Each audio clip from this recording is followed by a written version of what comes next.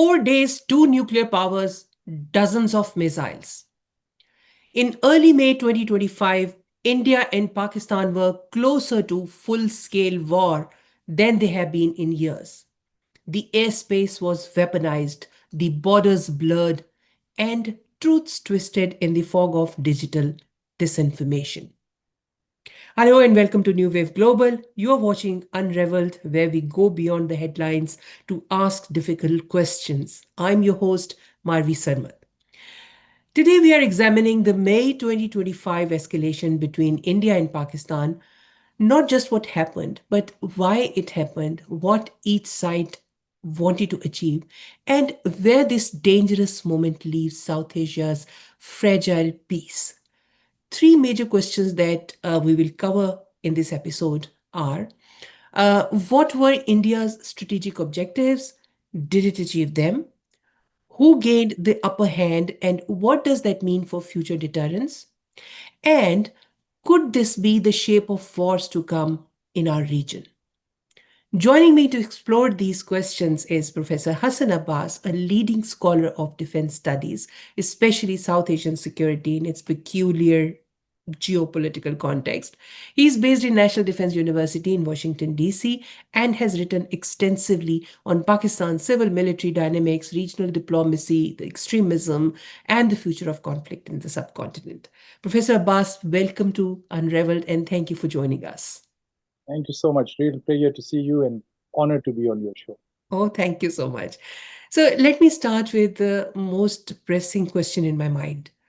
Looking at the scale and intensity of India's strikes in Pakistan, do you think India's stated objective of destroying so called terror camps had any relevance to the ground reality, or was it just a facade to secure domestic grandstanding, which has been the hallmark of Prime Minister Modi in Indian politics so far? And most importantly, do you think India achieved its stated objectives in these strikes? Thank you again. I think the reality is somewhere in between these two very important aspects that you have mentioned. It was more than a facade.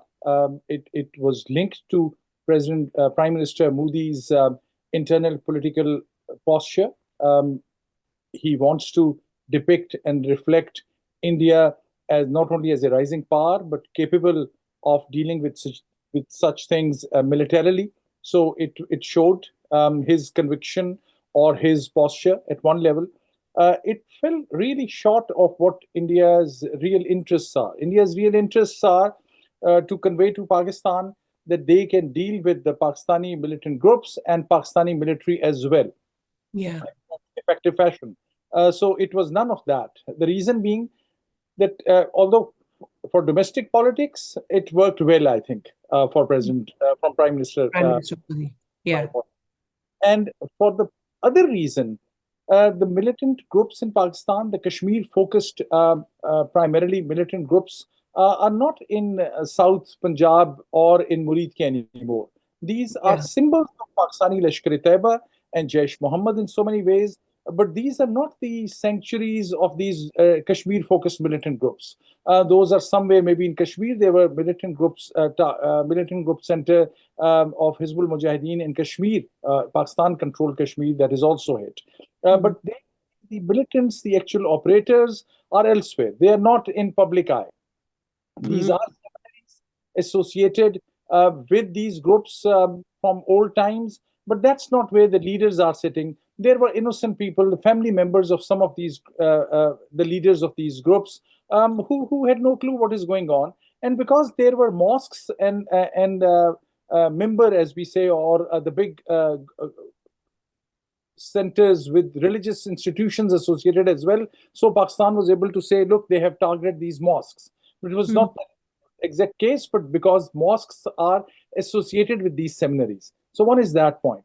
Also, in terms of hitting Pakistani military, I think Pakistani military fought back strongly, shot down 5 or maybe 6 fighter aircraft, also used their missiles against India. So if India thought that they'll create some kind of a deterrence, there was no such thing in that regard. That's how I would respond. Yeah. That's right. There was one picture being flaunted on Indian media a lot during those days. It was of the janazah, the funeral prayer of some of the civilians in Muridke, probably, where the imam who was leading the funeral prayer, and behind that, the image of Pakistan's military officials and probably Prime Minister also. Uh, and it was claimed that the imam, the leader of the funeral prayer, was actually a terrorist. Have you seen that picture? And can you tell us more about him? Or Certainly.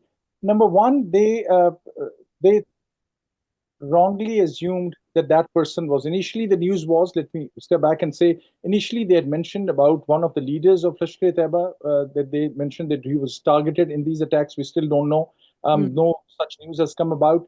This specific picture that you are referring to, also they initially thought what the person was, that was not the person. I'm now, rather than naming him specifically, I would argue that the Pakistani claim is that he's member of a local Pakistan Muslim League group. okay. Generals behind him, so it's not the person that Indians thought that the person is. Mm, He's somebody else with the same name. Then India came up with the details that that person is on the terrorist list of from UN sanctions. I think apparently that is still not the case. But the larger point is that they were Pakistani generals standing there. They went to Murid K in mm, solidarity with that. And that is a big question. Whether that, irrespective of whether the Imam is that person or not, at this moment we think he's not the person that India is claiming to be. Let's say, for the sake of argument, even if he was, or mm, if he wasn't, the fact that the senior Pakistani military command was there shows another very problematic and an enigma. mm, Challenge is that before this whole episode, Pakistan Army and Pakistani intelligence was not openly or publicly saying LET is our extension or a group that we have been supporting. And in this case, because of some of the lives lost, some of the innocent people's lives lost, the family members, women, children, old men, in this scenario, for the military to say that we are standing with them, those even innocent people, but in that facility, in mm, that in that environment where Murid K or Lashkar Taiba's headquarters, which has been, if I may say, cleared. There were major action Pakistan took after the previous Mumbai attacks, and after mm, attacks had happened and Pakistan had taken action, they had arrested so many of the Lashkar-e-Taiba people. So Lashkar-e-Taiba was forced out of these facilities. These were taken over by the Punjab government. So these are mm, no more the sanctuaries or the militant headquarters of Lashkar-e-Taiba or any of its associated group. But still, for the military to go in uniform in that location tells us about the dilemma that now Pakistan is forced, even the government officials, to be mm, seen there, and that if that is seen as okay, that has taken the debate away from the problematic role and extremely poisonous role, if I may call that, conducted by Lashkar-e-Taiba. Lashkar-e-Taiba and Jaish Muhammad have brought Pakistan in a very difficult position. The operations which were handed over to Lashkar-e-Taiba and Jaish Muhammad and some other groups as well to mm, conduct independent actions in Kashmir has brought Pakistan in a very problematic situation. That reality stays there. mm. Yeah, and that brings me to thank you very much for bringing Mumbai attacks. Uh, we have seen and we'll talk about that, the delegations that India has sent to 51, 51 member delegations of the parliament members. I have heard again and again especially from Mr. Shashi Tharoor. He's a dear friend and a very capable person, a very bright politician from South Asia indeed. But I have heard from him for last couple of weeks. All the time he has claimed that India shared dossiers, India shared evidences, very strong ones, but Pakistan did nothing against Lashkar-e-Taiba. So I think you are disputing that claim. What do you have to say? What did Pakistan actually do? Because we see Hafiz Saeed and everyone from Indian eyes, it looks as if they are safe and secure. They are just going on with their normal lives. You dispute that? I dispute that on the following grounds. Number one, we know that this guy Lakhvi, who was seen as a mastermind of the attack, was in jail. Yes, there were news items that he was given all the facilities. He even had a telephone. But the fact that in Pakistani media this came out and that this was published, that Lakhvi has access to telephone, which tells a lot about the freedom or some of the investigative capabilities of Pakistani journalists.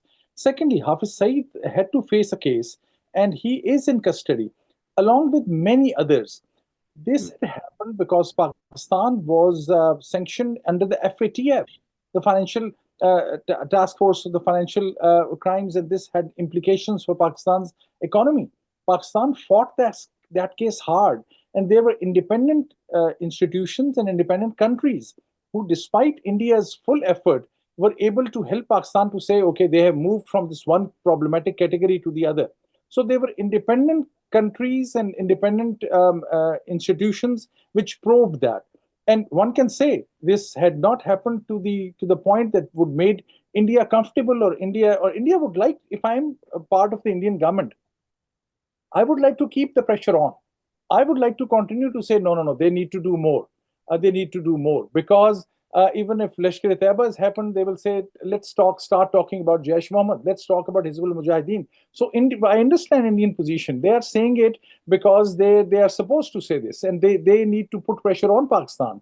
But to give credit where due, uh, because Pakistan is still part of that international community. Pakistan is still part of many of these international agreements, and their economy is linked. They have to get money from the IMF. So Pakistan, to their credit, went after Lashkar-e-Taiba. I think LET and some of their militant arms were at least stopped. One can debate whether those should have been taken in custody in a larger number, whether they should have been prosecuted. Well, there were many others who had funded Lashkar-e-Taiba Hmm.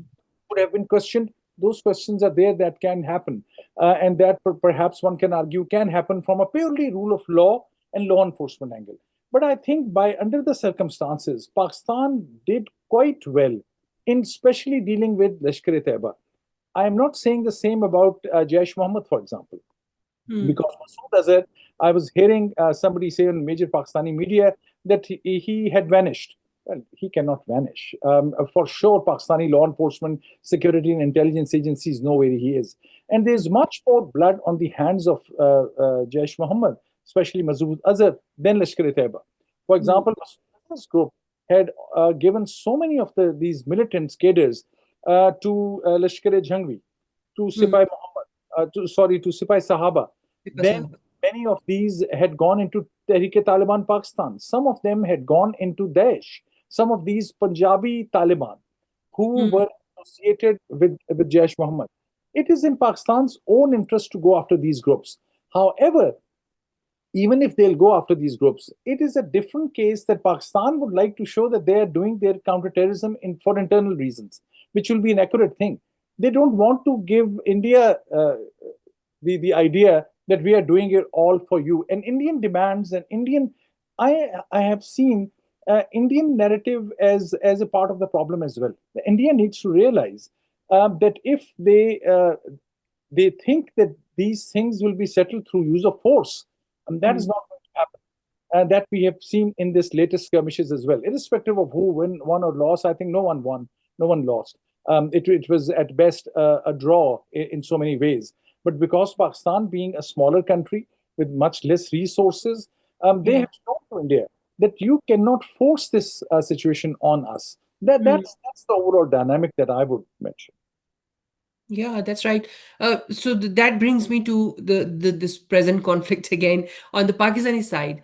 Uh, do you think this marks any shift in Pakistan's strategic doctrine, and what, in your view, are the key strategic takeaways for Pakistan from this?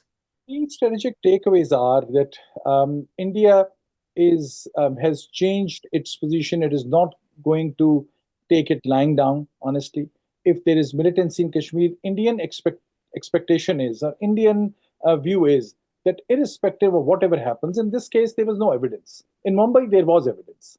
In Yeah. the cases Uri and Balakot, there were some evidence, there was some cover up as well. Indian uh, law enforcement agencies also did a very poor job. Another Mm. thing I mentioned before I answer fully your question properly, India has been trying to sideline this. India wants to give the impression that there is no problem in Kashmir. And they're Mm. absolutely wrong. The Indian atrocities and the Indian oppression and the Indian injustice is writ Mm. large on the face of Indian democracy. The way they had maneuvered and manipulated is very obvious for everyone. So Yeah. India cannot fool the world or anybody by saying that there is no problem in Kashmir. I think Mm. India is also severely at fault by trying to give this impression. And Mm. then they push this to Pakistan. Now, on the strategic calculus and what the Pakistani doctrine is, Pakistan always was thinking that if there is an Indian attack, they would be able to challenge it and face it. Now, in this case, Pakistan has realized that its most of its uh, finances are taken towards the Pakistani army. And in the military, when we say it's army, air force, and navy, that covers the whole domain. And this has been part of the international security studies Mm. many of these international security calculations, you can say, or the new doctrines, that the modern warfare and the future warfare will all be air power.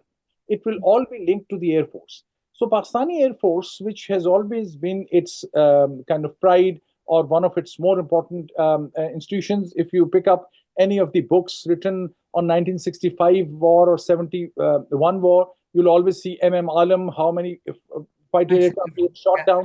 It was always Air Force, and Air Force did pretty well.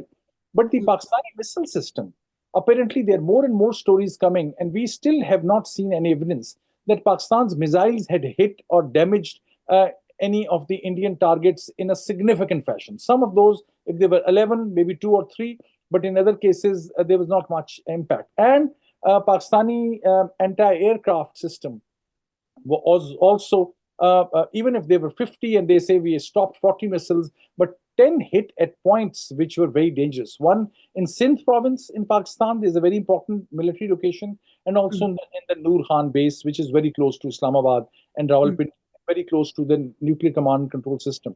So the Pakistani doctrine needs shifting.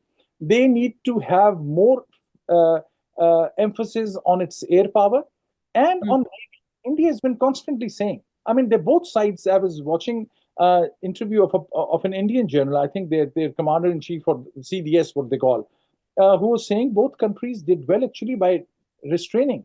Because if this cycle, what we had seen, had continued, Mm. Pakistan, if they failed in the first instance, they would have hit after the Fatah missiles, they would have used Shaheen missiles. India started off with BrahMos, which is a dual use, which means it can be nuclear, Mm. can be other non-nuclear ammunition as well, which is a Mm. very dangerous escalation. Pakistan restrained itself. Pakistan restrained itself also after the first attacks. In Mm. this specific episode, Pakistan came out much better for a variety of reasons. Number one, India could not show any evidence, and it was saying Pakistan's track record is poor. Well, that track record, India is right on when it comes to Mumbai. Mm. Pakistan cannot deny that. It is a fact. There was sufficient evidence to prove that Mm. Mumbai was conducted by Pakistani militant groups with connections with the Pakistani security forces. There's no doubt. And India had not reacted or could not react at that time. And this time they were saying because previously it had happened, this time it must have happened. And India committed its own mistakes. No evidence. Then the killing of civilians. I forgot to mention in Kashmir area, they hit the house of an army colonel whose young son was killed. So it was clearly they had no idea where the militant sanctuary is or a madrasa is, and where are the houses of the army officers. You kill an army officer soldier within the Pakistan army, there is a certain kind of reaction which they will respond in kind. So this could have escalated. Both Mm. sides restrained, both sides controlled, both sides were talking to UAE, to Saudi Arabia, and especially after now we know for sure with United States. So the doctrine of the Pakistan lessons that Pakistan has seen, that if Mm. this continues to escalate, this will be very damaging. But after some days, after a week, let's guess, assume, assume, I would say, God forbid, if this had continued for a week or 10 days, Mm. and if India had hit Pakistan's 6 air bases or got or some other runways as well, Pakistan would have done the same in India. Pakistan would have struck Indian economic hubs. The day you hit Mumbai, the day you hit New Delhi, it would have India would have thought, okay, we are pride and our status is diminished. They would have escalated. There's no what India and Pakistan need to understand at this moment. They're both uh, running, as they say, high horse. They are thinking. They have not only won; they have shown their military Might. military might and the strategic acumen. Mm.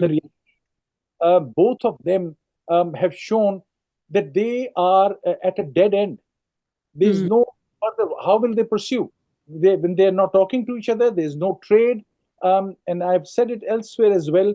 This shows a lot that both sides, actually, the political immaturity on both sides and the lack of civilizational approach, they're showing they always need a third party to talk to each other, for them to talk to each other. So it's a very bad reflection Mm. on the ethos, on the capabilities, and if I may dare say provocatively, on the character of both these nations. They are trying to say to the world, we have nuclear weapons, we are Mm. not going to talk to each other, or we are not capable of resolving our issues. We are going Mm. to fight and fight and fight.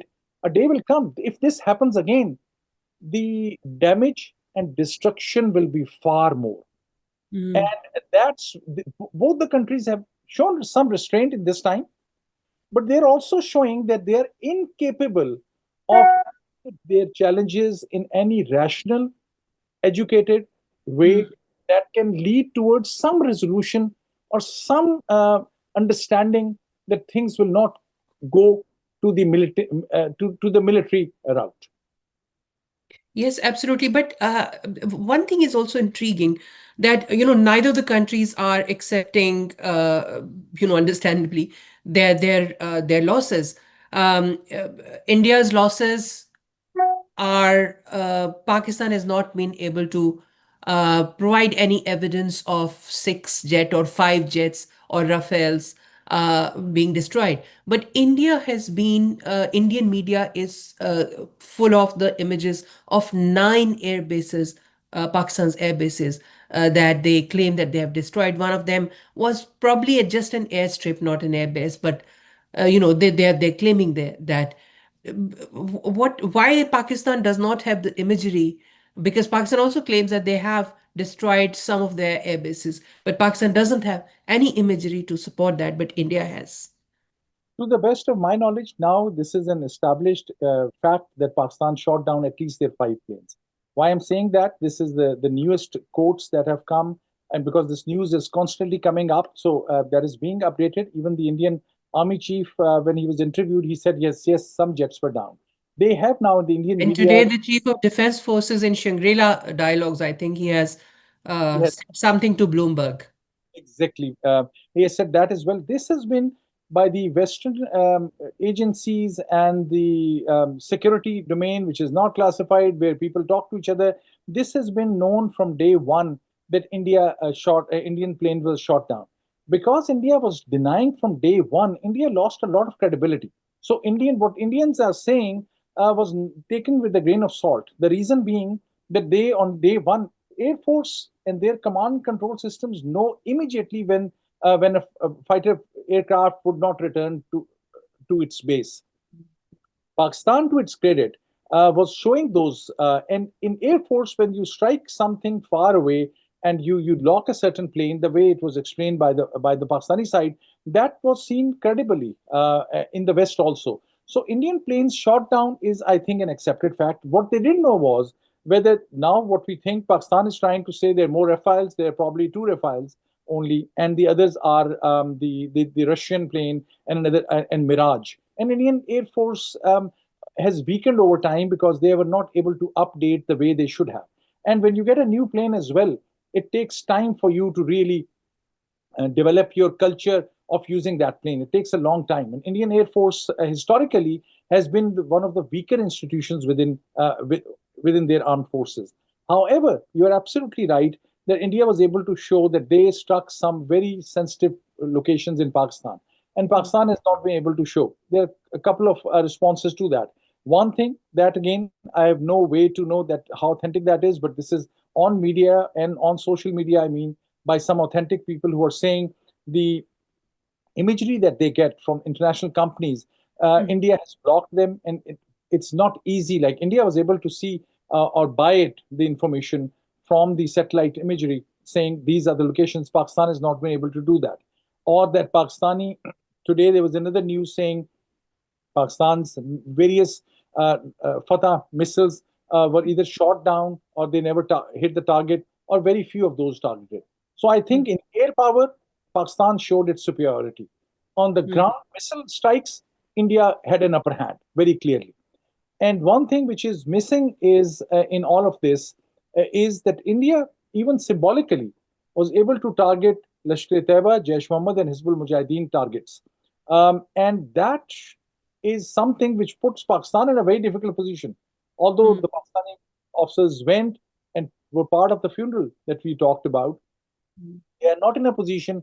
What should they say about Lashkar-e-Taiba and Jaish Muhammad? It's either silence or it is avoiding this. And that's where Pakistani doctrine needs to change. And Pakistan, if they're totally committed to getting rid of these militant groups, they need to bring that fact or the range of those facts public. I understand Pakistan will have a deep trouble because many of these militant groups have joined other groups. These groups have the capability to hit Pakistan. They can join militant groups. So Pakistan's dilemma Mm. is far more serious than the dilemma faced by India. Mm. Pakistan can say our military is strong, we did very well, and they will be right. I think Yeah. they saved the country, and they Mm. did far more than what the West was expecting, or Mm. what far better than what India was expecting. India was shocked because their narrative and now their media started questioning. Yeah. How are we saying Pakistan is destroyed? They were able to push back strongly. So Pakistan did very well in that domain, where Pakistan needs to do better, and it Mm. for its own sake, without taking any thinking of this as an insult, that Pakistan needs to say militant and extremist groups are not accepted, and it's not acceptable that they would operate. And Pakistan's Kashmir policy should be based on international law, customary international law, negotiations, debate, but not through any support to any militant group. And India need to acknowledge in parallel Mm. that Kashmir is a problem. It is entirely possible that now there are new local militant groups which may have nothing to do with Pakistan or may only have ideological component. I'll give an example. Daesh or ISIS, what we call, was strong in Iraq and Syria. The Daesh today, or Islamic State of Khorasan in Afghanistan and Pakistan, have no Arab leaders, may not have any Arab sponsors or militants, but they're using the name because they got inspired by it. It's entirely possible that there are Mm. some groups which are inspired, motivated, and the Mm. circumstances have brought them to this point. In Mm. India, India cannot avoid and ignore its own failures and blame everything on Pakistan. So both countries, they don't need a new military strategy because that will lead more money to arms and equipments, that will take more resources away from the poor in Pakistan and in India, and both are extremely poor. Both Mm. should be ashamed of the children who are not going to school. How Mm. many Indians have access to water? The environmental crisis is facing them, staring them, both of them. It will Mm. punish on both their parts, on both their parts, if they think of new military strategy of Mm. fighting each other. They need to acknowledge what on both sides of Kashmir they are doing wrong, and that will be a starting point for a path to peace. Yes, absolutely. But I think so. Listening to you, I think in India, if deterrence was India's objective, that objective hasn't achieved so much. I agree. But then there was another objective. It was stated in so many words, was creating a new normal. Now, India, after in 2015, after Uri attack, uh, it did that surgical strike thing. then probably 2016. And in 2019, after the Pulwama attack, it did Balakot attack. Still in the, not crossed the boundaries. In first crossed LOC, in the second crossed the international boundary, bound the borders, and now right in the middle of Pakistan's heartland of Punjab. So India is escalating it gradually, and with every new attack, it is creating a new normal. So in that sense, do you think India's objective has been achieved after all? I think that if there's a new Indian normal, there's a new Pakistani normal as well. That they will also push back strongly and militarily. And there's a new normal also, which India was not expecting, that United States will use India and Pakistan in a hyphenated fashion. And US, despite its closeness with India on the Indo-Pacific, will say, well, President Trump is saying, I'm the one who brought them together. So for That's India, right. this has been a failure of their international diplomacy. India was not expecting that at all. This has really shocked India. And India needs to realize that if they have created a new normal, even let's, for the sake of argument, say they have created a new normal. At what cost? China Yeah. is providing Pakistan the new F-35. Pakistan is more pushed in military terms with China. And US, recognizing that, is saying we will have trade with both the countries. And US is giving far more space to Pakistan on counterterrorism after a gap of 5 to 7 years. So Yeah. India, inadvertently, from their interest and their point of view, has brought Pakistan back into the limelight. And people have started asking. I have received more questions on what is the Kashmir problem by Yeah. Western journalists in last 2 weeks than in last 10 years. People had stopped talking about Kashmir. So much to, yeah. So Sorry. India normal, even if that is a new normal, although it got a pushback, the cost for India has been higher, and for Pakistan, it was in many cases these are testing of their weapon systems. Yeah. Pakistan's Fatah 1 or Fatah 2 may not have delivered. Unfortunately, purely from military strategic point of view, if I'm Pakistan, they will next time use their Shaheen missiles, which are better or more effective, or that they had these PL-15 missiles which they used to target Indian fighter aircraft. So they worked pretty well. It means Pakistan knows, okay, now we need to invest more on our anti-aircraft and our missile systems. So both sides will take these kind of lessons. So if there's a new Indian normal, it has helped Pakistan as well in some shape or form. And my biggest worry is that both sides will increase their Yeah. spying operations in each other's. You will see more targeted killings of some of the militant groups in Pakistan, which will at times will go right, will go wrong. Pakistan will start supporting if they can restart, help any of the Sikh movement, any in the southeast. The Bangladesh-India relationship is not good. Pakistan is investing hugely in that region as well. So Yeah. this new normal has come at, I think, at a big cost for India as well, and that's why I'm emphasizing that just saying it is a new normal, it shows as if nothing else has happened. No, a lot many things around the new normal has also changed to the detriment of Indian strategy.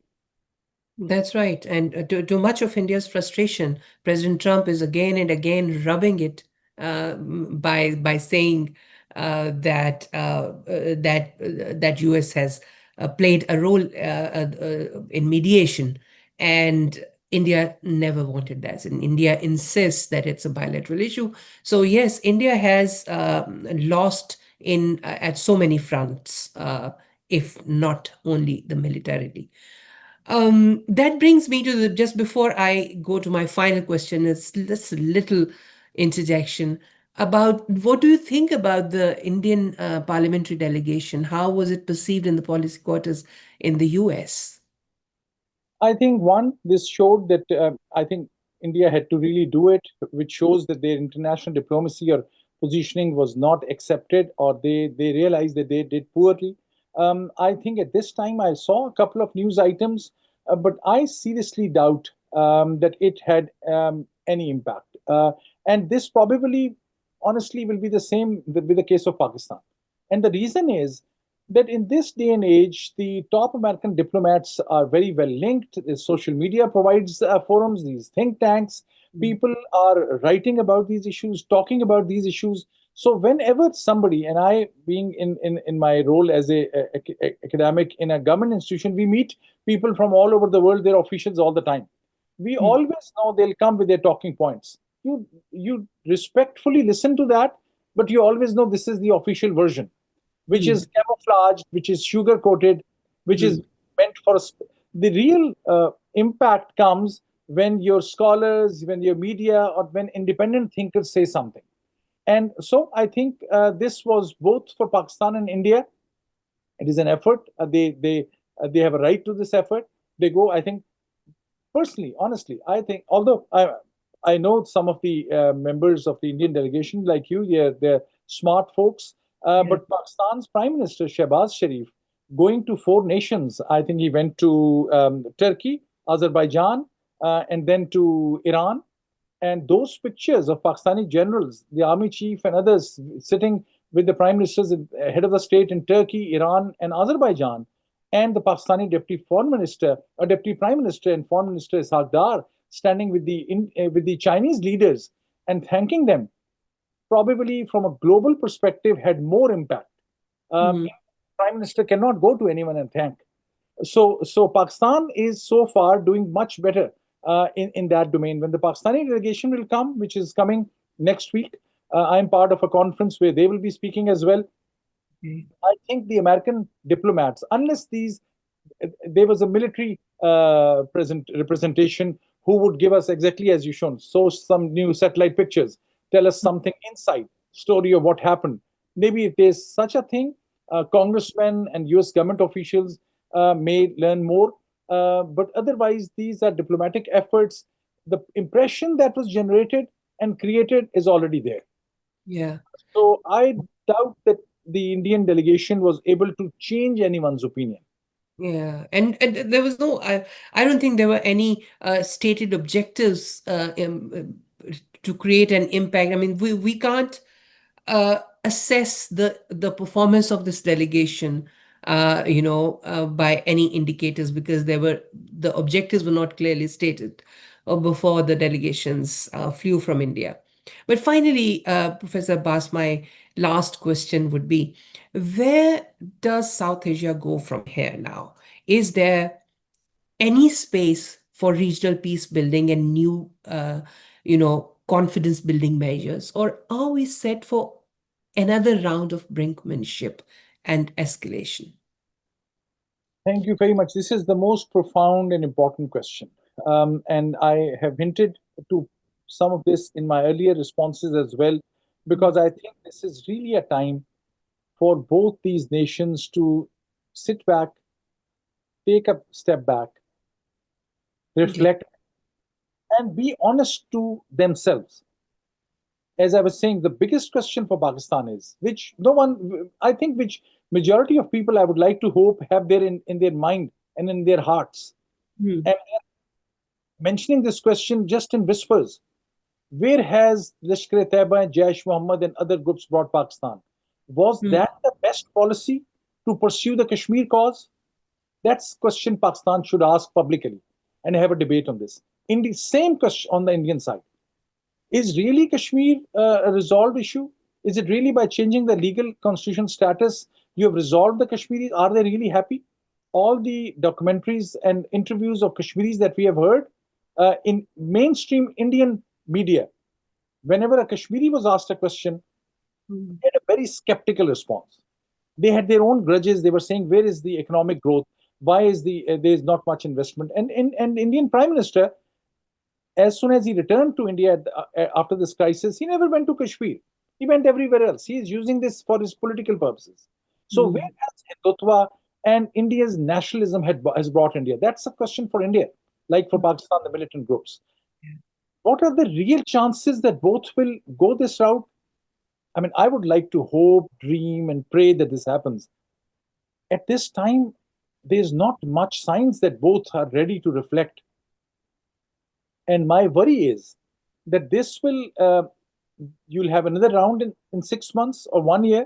You never know how the US policy changes, or somebody else. And as soon as India realizes, or as a part of some new negotiation or deal or tariffs or something else, they say to US, okay, that's fine. We are going to give you this benefit. But please, next time such a thing happens, please don't say anything, and don't get involved in this. Something like, I'm just hypothetically saying it.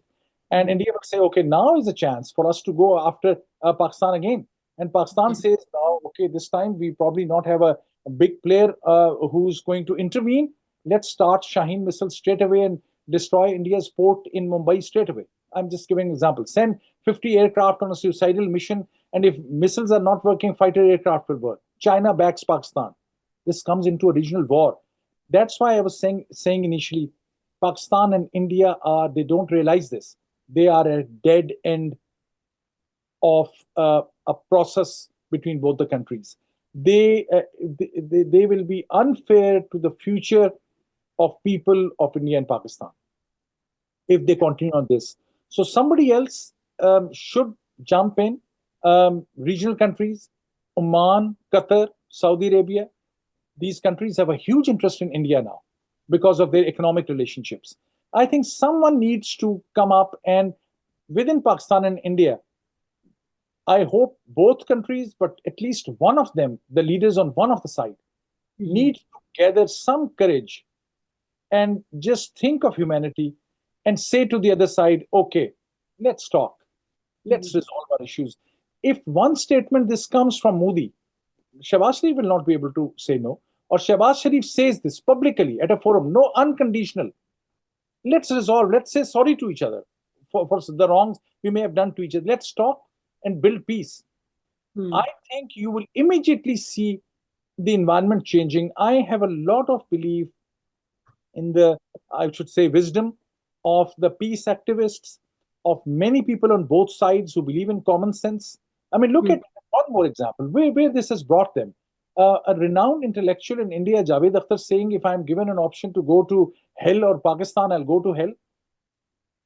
I mean, this, if Pakistanis have said terrible things as well, Mm. completely decimating the Indian position. Pakistanis, even intellectuals, to be fair, they are not capable of or gathering the courage to even utter the word Lashkar Taiba and Jaish Muhammad.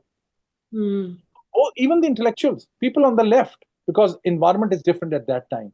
Yeah. So I'm really hoping that once a top leader, a visionary leader, will say something, it will encourage others on both ends to look inward, self-criticize, and then be ready for a negotiated peace deal so that this curse on South Asia is Yeah, taken care absolutely. Uh, You were saying something, I think yeah.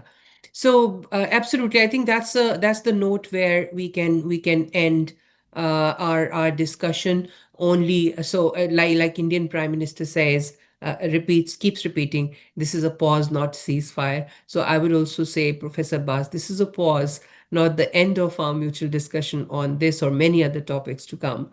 But we'll have to end it there. Thank you very much for your time. For our viewers, the missiles they may have been stopped flying, but the question they have left behind are still with us. In a region haunted by history and hardened by hostility, we have just witnessed how fast a spark can become a fire. What we haven't seen yet is a serious effort to build lasting peace, as Professor Bass was saying and was suggesting. If this was a test of deterrence, it was a test of diplomacy, or it was a test of restraint, what comes next may test us even more. Thank you for watching. Don't forget to like, share, and subscribe. Until next time, stay critical, stay informed, and never stop asking difficult questions. Have a good one.